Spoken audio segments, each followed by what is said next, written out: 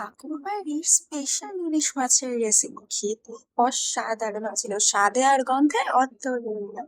বর্ষাকালে বাঙালি বাড়িতে ইলিশ হবে না সেটা তো হয় না। যদি তোমাদের আমার মতোই ইলিশ ফেভারিট হয়ে থাকে তাহলে কিন্তু তোমরা আমার এই ইলিশের রেসিপিটা দেখে নিতে পারো। স্টেপ বাই স্টেপ শেয়ার করা আছে আমার ফুল ব্লগে, তো আমার চ্যানেল থেকে ঝটপট ফুল ব্লগটা দেখে নাও। আর নিজেরাও বাড়িতে রান্না করে কমেন্ট করে জানিও কিন্তু যে কেমন খেতে হয়েছিল। আর সাথে থাকবে আমার সারাদিনের ছোট ছোট গ্রিটিং ক্লিপস আর সারাদিনের ছোট ছোট কিছু মুহূর্ত।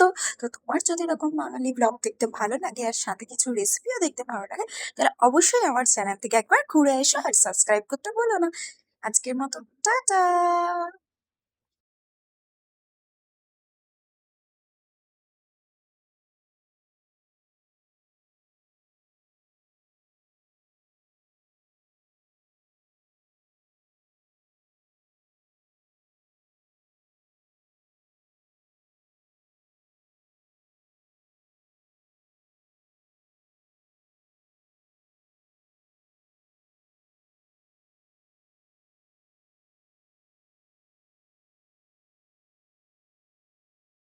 তো চলো আজকের মতন গল্পটা এখানেই শেষ হলো, দেখা হচ্ছে নেক্সট ব্লগে। তোমরা কিন্তু কমেন্ট করে জানি তোমরা সবাই কোথা থেকে আমার ব্লগ দেখছো। টাটা।